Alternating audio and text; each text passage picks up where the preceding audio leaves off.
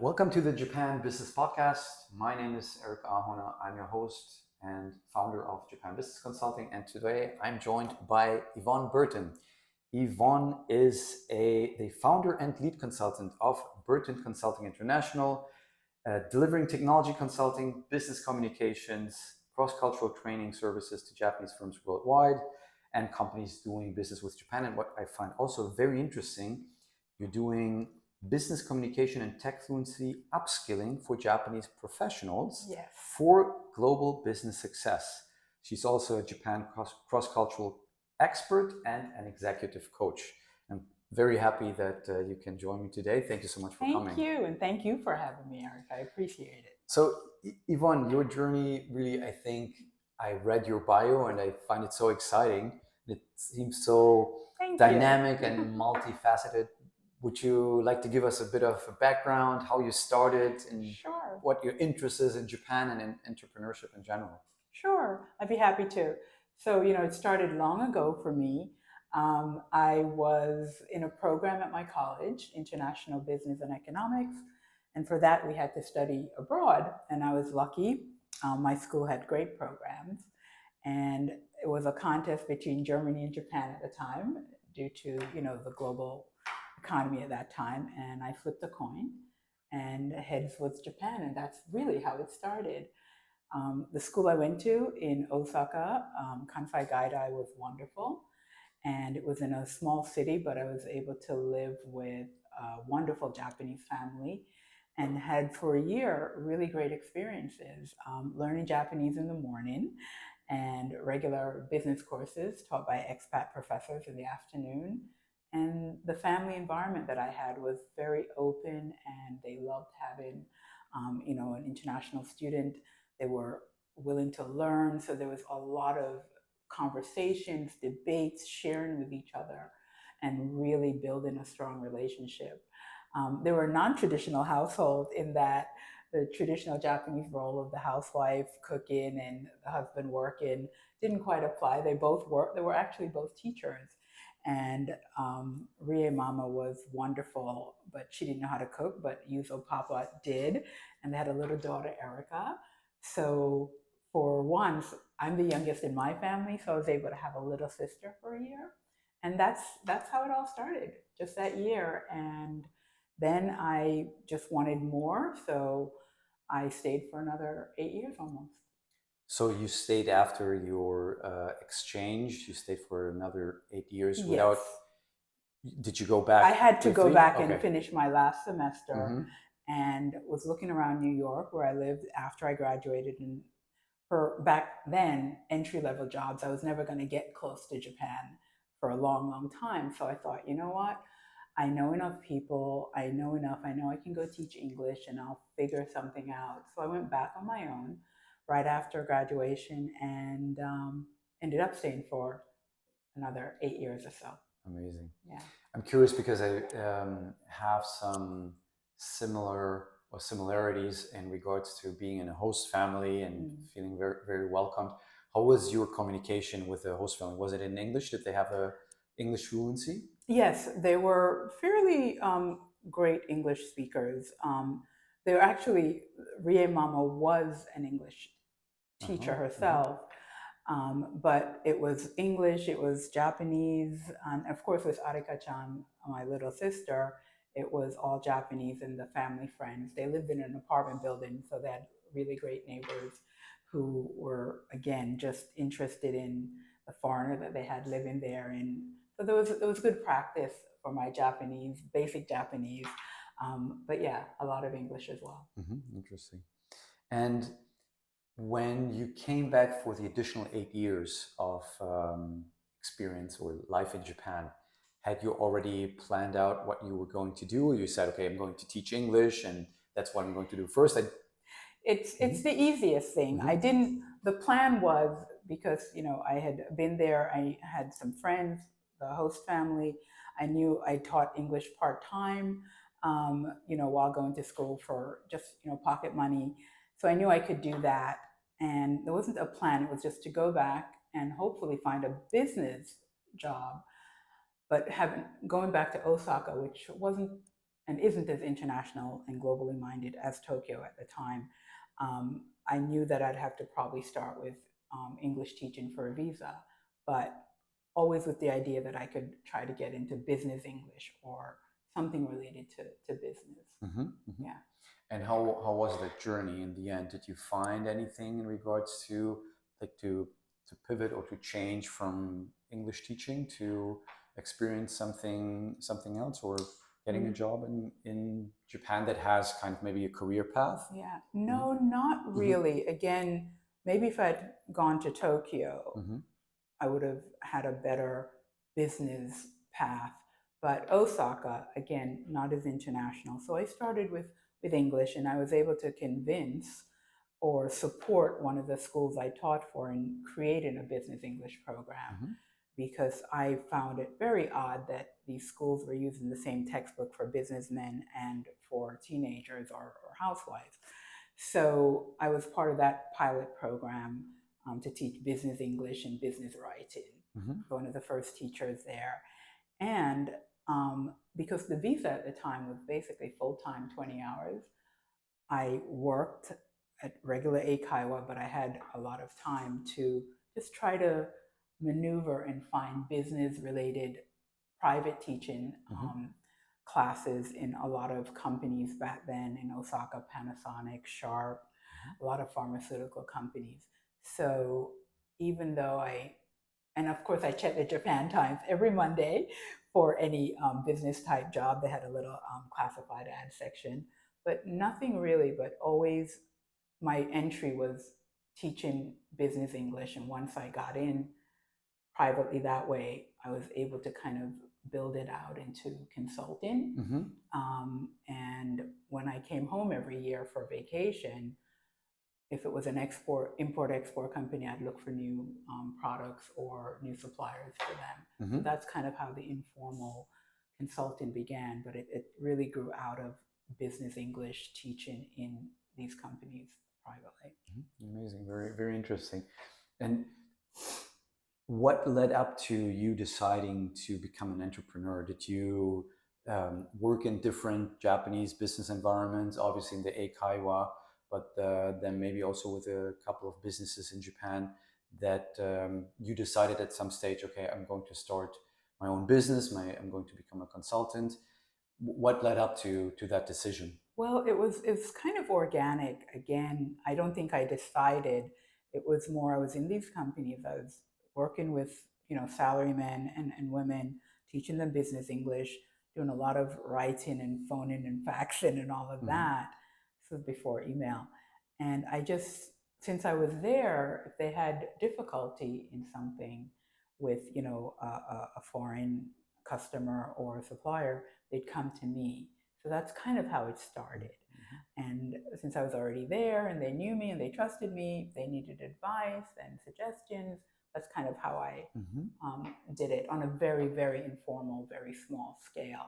So I wouldn't at that time call myself an entrepreneur. It was just me always trying to, in the circumstances of being in Osaka and so forth, just trying to do more business work, business-oriented, business-focused work, because that was what I went to school for, and that is fulfilling to me, to help businesses, business people, Japanese business people do business more successfully internationally. Yeah. Interesting. But I also really loved about your bio that you shared. I think on the Ikigai Connections website, or in an interview as well. Is that you explained how you really understood better the Japanese typical salaryman, or like the Japanese businessman, through your work as a hostess or in the entertainment sector in Japan. I personally also have some experience. I used to, between two internships, I actually worked in a nightclub, not as a host. So I find it fascinating, and it sounds a bit edgy if you say it in Western terms, a nightclub and a hostess, but in Japan, there's so many nuances, and you just basically, a hostess means that you just listen to you just entertain verbally, and you talk to the clients, and you pour in some beer or whatever and make sure that the cup is not empty, so to say. And I found that very fascinating because um, I absolutely agree that you can learn a lot because many of the Japanese salarymen or business connections that I have, that I used to have, they frequently go to so-called kawakura Yes. or cabaret clubs. Yes. Yes. That's Yes. it's the Yeah. abbreviation in Japan, to relax and Yeah. to have a conversation with usually a younger lady, and that doesn't imply any No. sexual I don't know, actions or anything. It's just to have a conversation because they don't have the Yes. opportunity to talk to women that much during work or outside of work. So tell us more about that, how you went that path and what was your experience and what you took away from it, because I think that it has also a big impact on how you better understand Japanese businessmen and It maybe does. they feel better understood by you. Yes, it does. And, I want to preface it by saying, as you mentioned, the hostess industry in Japan, Mizushobai, as they call it, the water trade, is very built into their society and their culture. And it's completely different from what Westerners would think when they hear like a hostess. So, and I know that there have been, bad stories, some terrible things have happened to some women who've done it in different places. But for me, I only speak of my story. I had a wonderful experience. I was very fortunate. I was introduced by a friend to the place where I work because I wanted to make extra money Mhm. for travel. As a Jamaican by birth, we always work at least two jobs, and my day job, I couldn't use that money to travel, so I had to get a part-time job for fun money. So she introduced me. I went to two interviews in one night. The first was a smaller place, just really Japanese traditional, and they took one look at me, foreigner, no matter if I spoke Japanese, and they're like, oh, we don't, our customers probably won't like you. Mm. So that was a no. Again, Mhm. fine. The second place, again, they said the same thing. I'm not sure how the customers will react to you, but let's give it a try. Mm. And and because of that, that's how it started. I went to work basically that very night, and I was very much liked and appreciated because I had a business background. I was really there to learn about the culture, and I really thought of it as work and as education. So I ended up doing that for a couple of years, part time. And yes, I learned an incredible amount because at the hostess table, you have the managers or the senpai and their, subordinates, the kohais, and it's the whole relationship and structure and relations between them. And as a hostess, taking care of the table, I get to witness that and also be a part of it because you don't just focus on the manager or the head person because then you'd be disrespecting. So you have to learn how to manage the table, give each in the right amount of attention. The shy one, you have to kind of make sure that they're taken care of and pull them out of themselves a little bit so that they feel included. Maybe the one who talks more and is used to talking more, you manage that as well. So it's a really, for me, again, it was a really great education. I learned and got a lot of insights Mhm.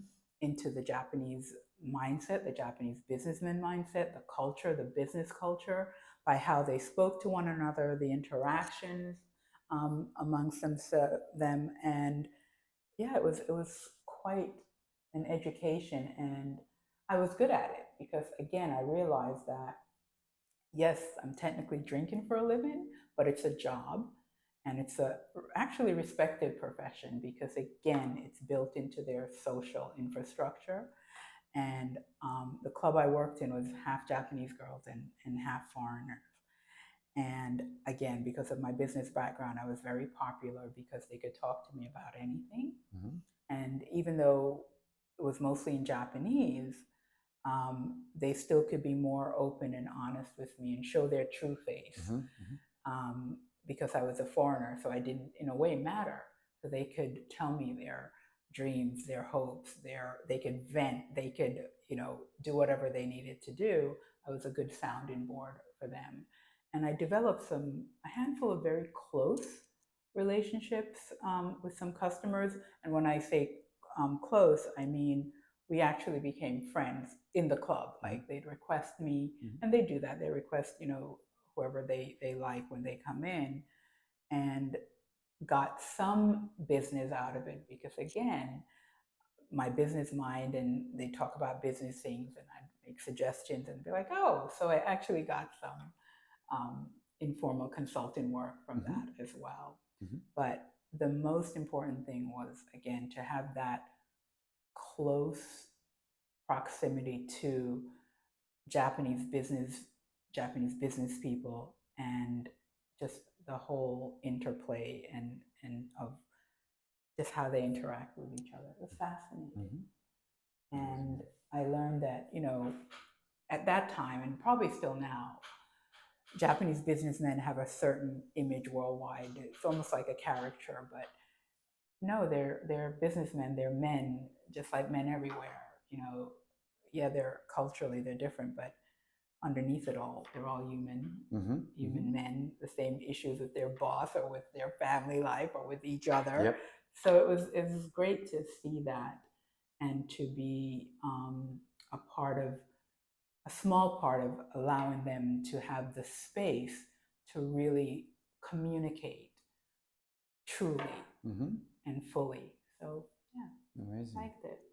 I would like to shift gears a little bit because we've learned about your background and what has led up you being interested in Japan, and your passion for Japan and Japanese culture, and what experience you've made. Would you walk us through what has made you become an entrepreneur and making that leap to decide, okay, I'm going to start being my own boss and working for myself? Yeah, well, after I moved home from Japan, good many years now, I was kind of the technology boom, so I moved into that.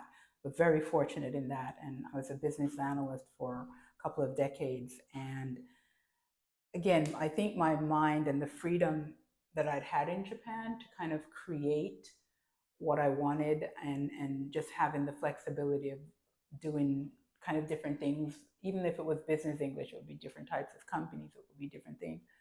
I missed that.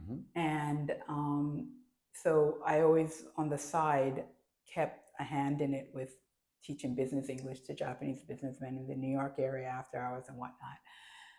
But I always wanted to work for myself because I have ideas that I want to put out there. I see things a certain way. I have certain insights and understandings, and I want to make sure that is fully being utilized in whatever I do. Usually, well, mostly working for someone else. Again, I was a business analyst. All the decisions are made before they get to me. I'm basically there to fulfill the work. And as a technology business analyst, requirements, design the software on paper, basically.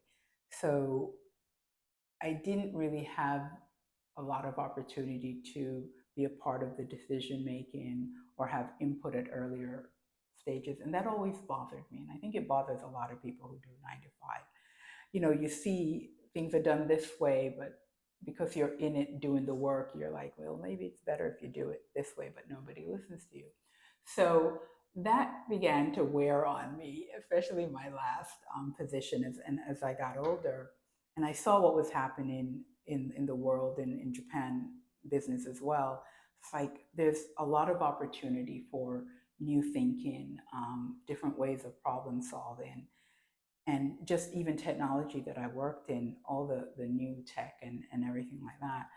So that's how I wanted to utilize all of me, not just the tech part or not just the Japanese part or the business communications part. I wanted to use all of it. And in my tech related job, I wasn't. So that's really how it started. Always wanting to, utilize my degree. I'd spent all those years in Japan. So of course I want to use it fully.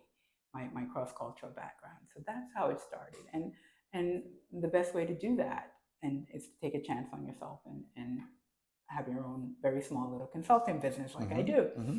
So right, I think it was 2018, 2019, I had I had a couple of challenges, and I took a sabbatical from work for a few months and just did a lot of thinking. And that's when I said, you know what, it's now or never. You can keep on this way, but you'll always be unfulfilled. And I've had really great jobs. I'm not saying they weren't great. It's just for who I am. Where were you working in 2019, 18, 19? I was working for a large, actually, it was a search engine, and I was working. I don't know if you want me to mention the company, but you can. I was working for Thomson Reuters, okay, and in their IP and technology division, and they have this great product called Innovation. Now it's called Derwent Innovation because they've sold to a company called Clarivate and they've rebranded, and it's basically a search engine for all the patents in the world. And I was a business analyst on that software. And it's great. It was a really great job and a lot of flexibility, technology, work from home if I wanted. But again, it was still just in that lane. So I really, once I took time off and had time to really think, I was like, you know what? It's time to make a plan and make a move. So I was going to go back for maybe 6 months and, you know, just wean myself off that weekly paycheck and go out on my own. Meanwhile, network and try to build. So that's how it started. And I was able to do that. And I actually started the business right before the pandemic. And of course, what I know, technology consulting and business communications with a focus on Japanese companies and of course, American companies doing business in Japan. And then with the pandemic, it actually worked well for me. Again, I do understand the pandemic was horrible. People died, but for me, I was fortunate in my business because everything pivoted online. And because of my long experience with tech, I pick up new technology fairly quickly. And everything pivoted online. So I just pivoted to the virtual tools. And I had associates who were doing a lot of leadership development and training in-person stuff that had to pivot online. So I became their tech person, their virtualization of services person. So it really worked well for me and just kept building and building. And now, again, with the pandemic, everybody was locked down, so I could network all over the world from where I was. I was attending networking events in South Africa, definitely in Japan all the time because everything was virtual. So, and in studying and learning during all of this, my services, like I said, geared more towards the virtual tools, remote tools, how to better use them more efficiently, more effectively, to do the work you do, improve your processes, but also to connect, communicate, and collaborate with your foreign team members, your customers, your users. So that's kind of how and it just kept snowballing. And for me now, entrepreneurship as a solopreneur, that's who I am. I don't want to ever go back to a set parameter of 9 to 5. I think a lot of people have realized that in some ways it's limiting, but for me, it really works well. And yeah, I'm a solopreneur. I guess that's what the term is. And I'm also somewhat of a digital nomad as well. So I believe the best way to learn technology is to use it. So I do choose to work, I call it globally, virtually.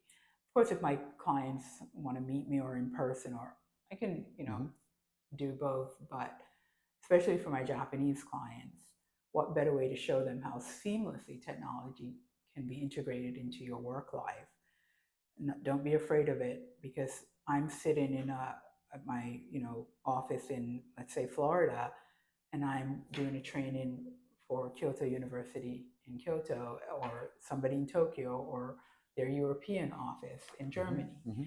And it builds a certain comfort and ease and with my clients. And my Japanese clients especially are really understanding that technology shouldn't be feared. Mm-hmm. And that's why one of my programs is, or my tagline is, from tech fearful to tech fluency, Mm-hmm. to be more at ease and comfortable using the technology. And that just takes usage and practice. Mm-hmm. You were mentioning that you're a digital nomad. I want to dive into that a bit later. For the moment, I would like to ask if there were any challenges initially when you started out and when you decided to become a solopreneur. Did you already have a network of potential clients? Did you focus more on Japanese clients? Did you focus more on Western clients that wanted to do business with Japan? Or what was first your strategy and maybe your challenges to get on board those clients in the beginning? Okay. Well, like I said, again, I was very fortunate. The time worked perfectly for me with the pandemic. So I was able to get into several companies because of my associates who had to pivot their leadership training online. So these companies could now see me doing the tech, doing the training in Microsoft Teams, if that's what the platform we're using, or Zoom or WebEx. So when they saw that, then I had already had the introduction and they had kind of a relationship. So then I could spin off and you know, sell them or pitch them my standalone Mm-hmm. tech services. And of course, I have American clients as well who do business with Japan. And I did a lot of Zoom production work and a lot of training for them as well. Because again, as long as you're working with Japanese, the cross-cultural challenges are even more complex when you're virtual. So my background in technology and communications and in cross-cultural really helps navigate and the virtual remote work as well. I forget one of the other questions you asked, so could you repeat them? No problem. No, so my main question was initially when you tried to get on board your Japanese clients, what was the main challenge to get those first clients? Because I think that's um, Yes, you live or die as an entrepreneur with the yes, sales or with the clients that you make initially, right? yes, and you know, it continues. Sometimes it's Mm-hmm. better, Yeah. but again, through my collaborative partners, I got into some companies, introduction into some companies, and they saw the work I did, so that led to some things. But the main challenge with always the Japanese is its relationship. So if you're introduced to somebody today, you work on that relationship for a good 6 months before you can even have any kind of deep discussion about, you know, landing them as a client or something, or making a proposal. So the networking, I was attending, you know, networking events, different chapters of different organizations in Japan, some of them all in Japanese, some in English, and just being introduced through my contacts, through my network. This person would introduce me to that person. So I just kept working on all those and building the relationship, offering not only services but demos, free webinars to introduce myself. I tried to use tools like LinkedIn to get my name out, build a little bit of expertise. And I know that at the time, really, Japan did not use LinkedIn very much, but by building even my credibility here, that helps in my marketing to Japanese companies. And the hardest thing, I think you probably know as well, Japan is, because everything is relationship and has to get to a point of trust, they really want to make sure that you have a very firm standing. So they really like to deal with established, larger companies. So as a solopreneur, it's very hard, and especially starting out. So you really have to build up your resume, so to speak. You know, your expertise, your background becomes very, very important. Not only the skills of whatever job that you had, but what you learned and how you related to people while you were working.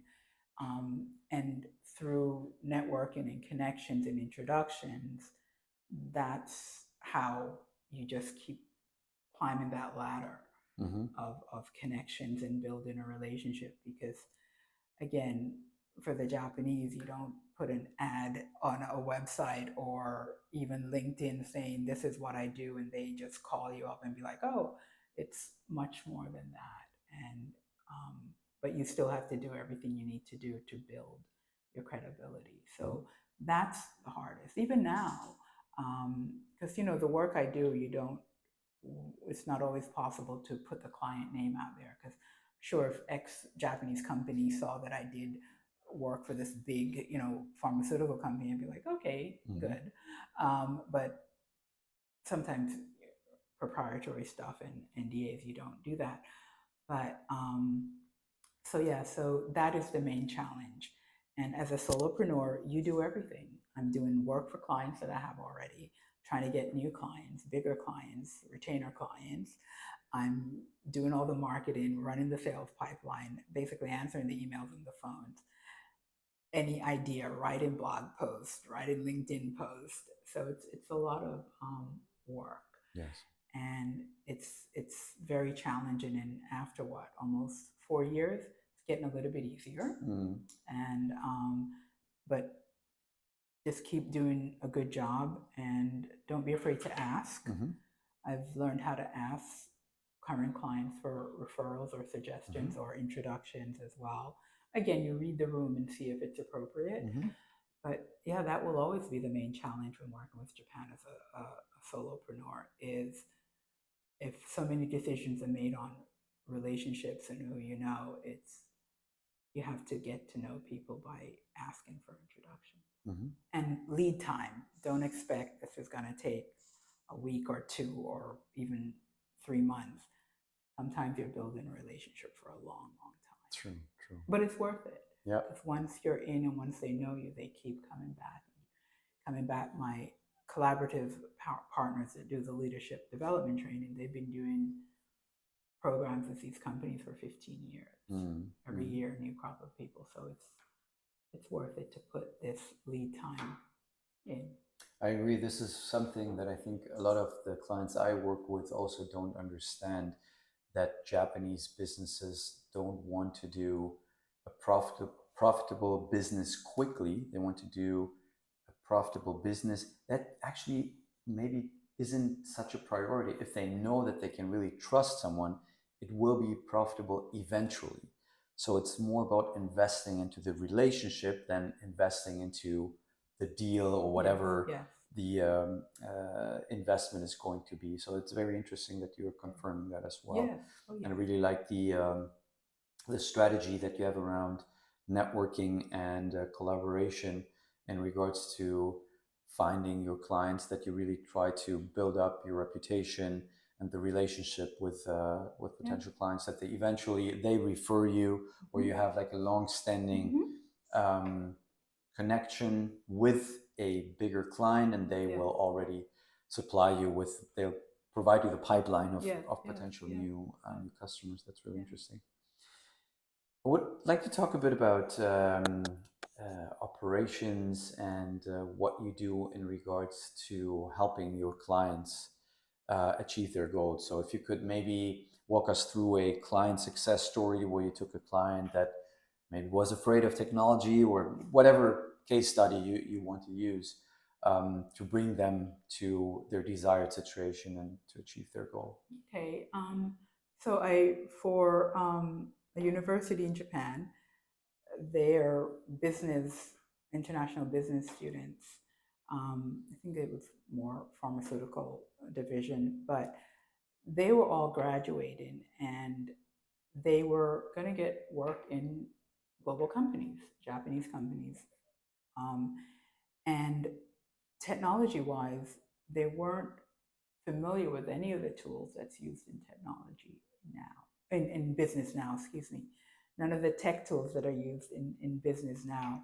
So I was hired to do a lot of training in, again, Zoom and Slack and all of that because they wanted to better prepare them for the work environment that they were entering into. And that is a directive that the Japanese government has, and of course, large corporations. The government is even providing money to fund a lot of this training because Japan is lagging somewhat in terms of utilizing information technology as well as, say, Europe or the United States. And they see that and they're doing everything to address that issue. They have a big report that they put out. It was the American Chamber of Commerce in Japan and McKinsey that they put out, Japan 2030 Digital Report.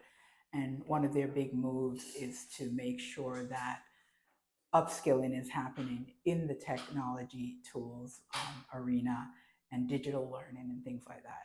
So in working with this program at this university, it was not only training them the functionality of the tools, it's how to better utilize them to improve your performance, manage your time, cut out a lot of redundancies, how to really use them to be more effective and more efficient in your work. So that is something that most Japanese companies now are trying to do, is to make sure that their workers are technologically proficient in the global tools that are used with their, again, foreign counterparts, customers, clients, internally. So a lot of my work is in and around that. Mm-hmm. And taking someone from tech fearful to tech fluency, it's a matter of, again, not just the training, but getting them to see technology as a way to augment their work and make things easier and better for them, instead of something that's going to take their job away or something that's going to overwhelm them. For example, Microsoft Teams is massive, but you don't need to know all of that. I need to know what you're doing in your daily work, and then show you how you can use Teams to do that better. All right. And it's also education and mindset.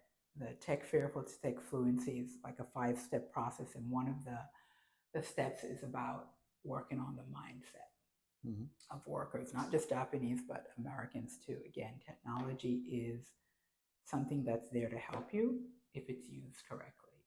And a lot of companies are paying for a lot of technology that their workers, that they do not train their workers in to properly use. And it becomes great resistance, because there's obviously bad change management, and just frustration.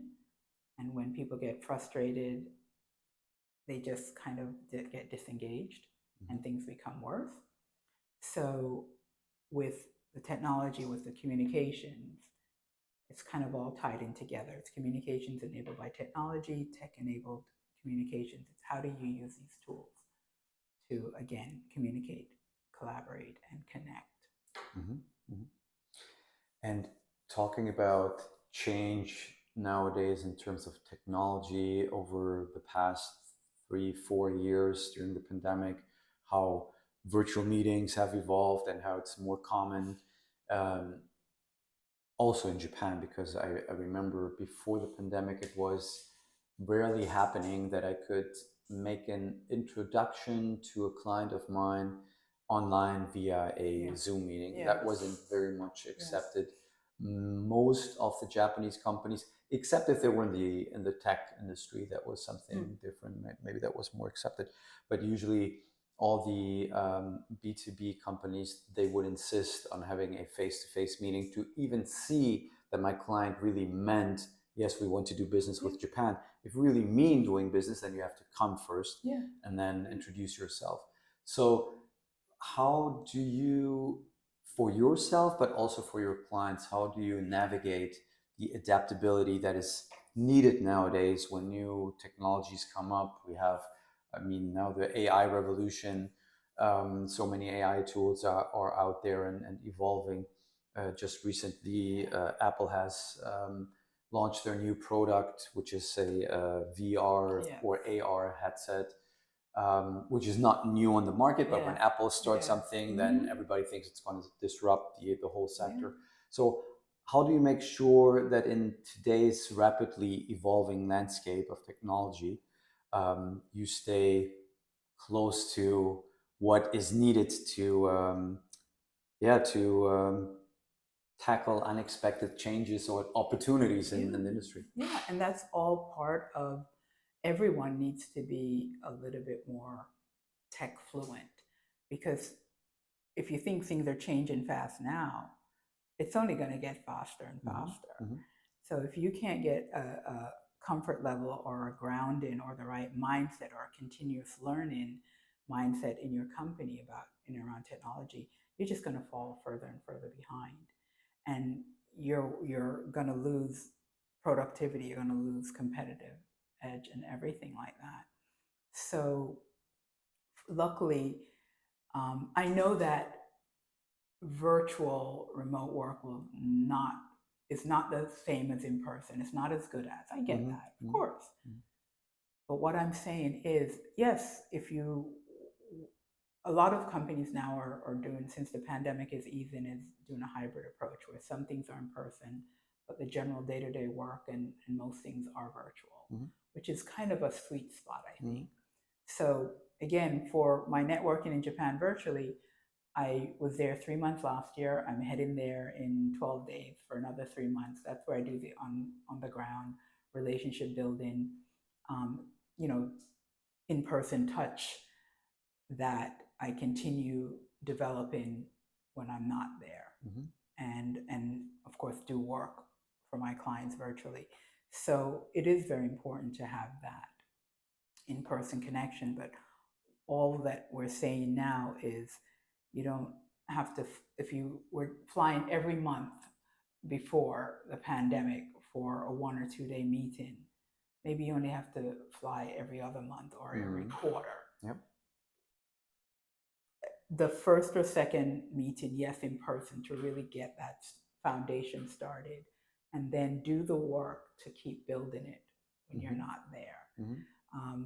So that's how it usually works. When I was there last year, networking in person, some of the organizations that I joined that I'd never met anybody in person, we started building deeper relationships, and now they know me. So for the last 9 months that I've been home, we work virtually. They feel better about recommending me to someone else. So it's the same thing I'm going to be doing again, trying to do that in person, solidifying that foundation and start building those relationships. Okay. Talking about the future a little bit now. What impact or legacy do you want to leave behind with your work? Wow, that's a big question. I don't really ever think about things like that because I'm really just in the day-to-day of trying to get myself out there, get the work done, and make sure I do it well for my clients. I think you might feel this too. We lived in Japan, so we have a deeper understanding and a deeper connection and a deeper appreciation than people who haven't for any length of time lived there. And again, the image of the Japanese around the world, I know that they're very talented, skilled, ambitious, professional, smart. And because of maybe lack of English ability or that fear of embarrassment, they don't always shine as brightly as I know they can and they should. And I've only, from the day I went there, only wanted to help bring what I know is inside of them out. And if it means you work with me in a safer, quieter environment of building your tech skills or your communication skills, even if you only know 10 words, I can help you use those words. And it's not just when you're dealing in English. It's when you're dealing with any other culture or even amongst yourself. Yes, I know the tradition is everybody's conformist, but you can still shine and just be comfortable in your knowledge and your talent and your skill. And I've only ever wanted to just help bring that out. Hmm. That's all. Beautiful. Yeah, Beautiful. that's Yeah. if anything's a legacy, it's just that. Hmm. Wonderful. Talking about another facet of future, because you're between the US, Japan, and Germany as Yes. well. Yeah. Very close to my homes, let's call it, living in Miami, working with Japan, but Yeah. being from Germany originally. What would you say are some trends that you see when doing business with Japan? You said maybe not only Japan, but just doing business globally on an international level. You were saying that remote work is not going anywhere. There are more companies that have now implemented a hybrid model. Do you see the same in Japan, or do you see opportunities or any trends that might evolve further in the future in regards to doing business with Japan, working with Japan, businesses wanting to go to Japan? I leave it to you from which angle you want to take this, but I'm curious if you've seen any trends that you think that might be interesting.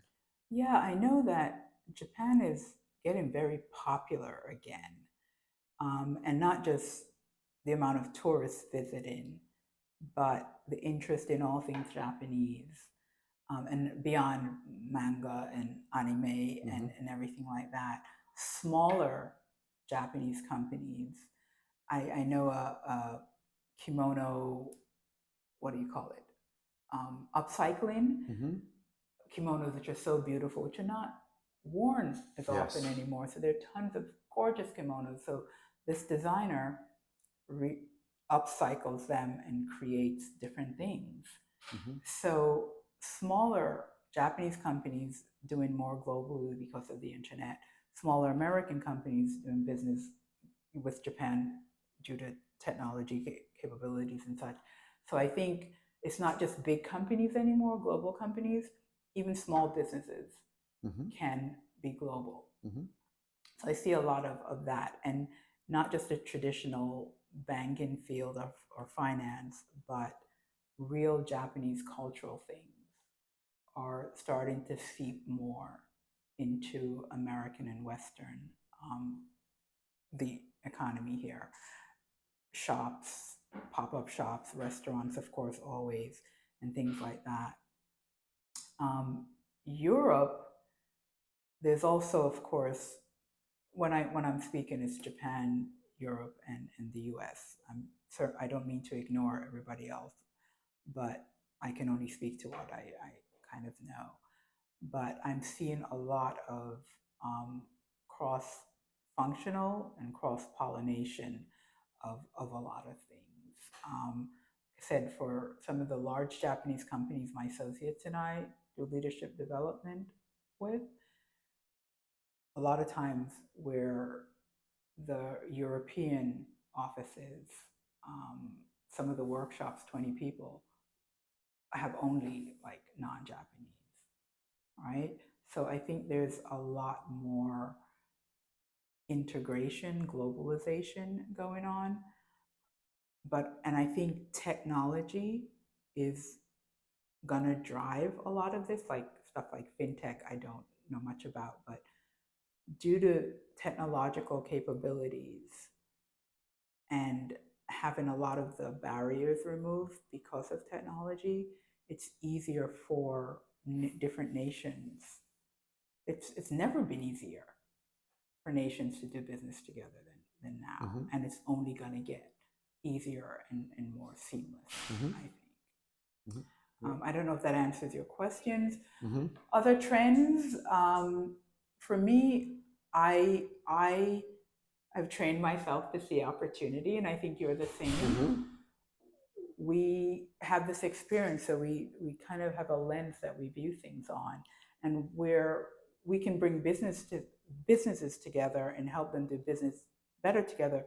But we also are bringing people together, because that's what business is. It's people doing these things. So we can help these cultures, even if they're already working together, work together in many more effective and more productive and more harmonious ways. And I think that is the trend as well, the humanization of business, even in this incredible technology age. I don't know if that makes sense, but that's what I feel. And believe it or not, this technology allows you to connect more, because it can be a daily thing. Whereas when you travel in person, if you're not in the same office and you're traveling, it's a once in a while thing. But if used correctly, I think this technology really helps bring out the human part of business even more, if that makes sense. Yeah, it does. Yeah. Thank you. At least that's what I think, and that's what I try to do. And just briefly, you know, whenever I read an article about people having Zoom fatigue, I'm just like, I don't understand, because since the pandemic, I'm on Zoom every day, one way or the other, and I've never been more social, more integrated into things, more connected. It's how you use the tools. You have to go the extra step to be more engaging, to do the work to be more connected. And if you learn how to do that, it really impacts you tremendously in a positive way. Yes, just my 2 cents in that regard. I think what people want to say with Zoom fatigue is that although it is much more efficient and you can really have very time efficient meetings back to back, the human touch component that you develop, we were talking about relationships, I think it is more challenging to build a true meaningful relationship over the screen than in person. And I think it's about that. No matter how much you meet with someone on a screen, to truly get to the level of trust, I mean, maybe, who knows? There's the Generation Z, Gen Z, who they might not even know their friends that they all have on TikTok or whatever, and that's how they establish trust. But I think it is a component of human connectivity, or whatever you want to call it, to see, smell, touch, hear somebody face to face, and not just on the screen. And that's how you establish the trust. I mean, there's also in German, there's a saying, if you can smell or cannot smell somebody, that also has like a big component if you want to trust someone or not. And I agree with that. Again, it should not replace in person. No, absolutely not. It should only be used to enhance what you're doing and to balance it out, so you're not on a plane every minute. When I worked for my last company before I went on my own, whenever we went in the office, I was on the first floor and another department, the developers, on the second floor. We never interacted. Everything was through WebEx meetings, or my requirements meetings. So even when we're in the same building, we never had any connection. So it's kind of the same thing. It's the effort you put in. You know, yes, of course, once in a while we do social things together, but day to day. So it's as you said, it's how you use it. If you think it's going to take the place of, no. If you are trying to make it take the place of being a person, no. A good mix, integrating it, that's how it's going to work for you. Some in person, and then the other times for effectiveness and efficiency, remotely, virtually, whatever. Yeah, I agree. Last question. Yes. What would you recommend a business that wants to do, or an individual, doesn't have to be anybody that wants to do business with Japan, should they consider when starting out doing business with Japan, when they want to engage in, let's say, export activities, they want to find a Japanese distributor, they want to open up a branch office, maybe they have already a partner that they're working with, and they want to bring that to the next level. What should they consider? A lot of companies that go into Japan make the mistake of thinking that whatever their product is, they have to kind of slap a new user interface on it, and it will sell in Japan. It takes a lot more in-depth due diligence and research and connections to even get started. So the general things like trade organizations like the Japan External Trade Organization, connect with people like yourself or me, and do your research, go there and spend some time on the ground, meeting people. Start with organizations there, the American Chamber of Commerce, the consulates. I met up with the consulate people in Osaka, and they're like, that's kind of what we're here for. So start there, ask. Understand that it's going to take a while, unless you get very lucky. Even if they approach you, it's still going to take a while. Focus on, as you said earlier, not the deal, but the relationship. And it's not just about, I want to do business with you. It's about, I would like to be of service to you. Or how can we be of service to each other? Pay attention to all of those things. Understand that the way the Japanese do things is not wrong, it's just different. The way you do things is not right, it's just different, right? So just kind of soft skills or soft things like that. Work your network, ask for introductions and connections, and do research. And go to experts like you yourself. Perfect. I would say the key takeaways: go there, boots on the ground, be patient. It's going to take some time, and then be of service. Try to be of service. Try not to sell something. Try to be of service. And last but not least, work with experts. Wonderful. Let's get started.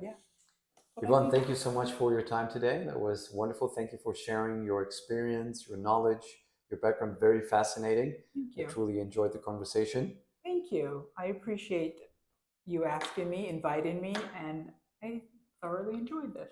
Awesome. Thank you so much, Eric. That was the Japan Business Podcast. See you or hear you in the next one. Okay.